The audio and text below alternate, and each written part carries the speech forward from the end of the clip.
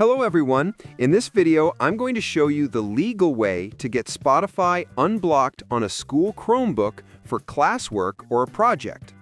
First, be specific. Write one short sentence explaining why you need Spotify. For example, audio research, podcast homework, or music for a media project. Next, gather device details, Chromebook model, serial number, and a screenshot of the block message. Then, draft a polite request to your teacher or IT help desk that includes the educational purpose, how long you'll need access, and any safety steps you'll follow, like using school-approved playlists or teacher supervision.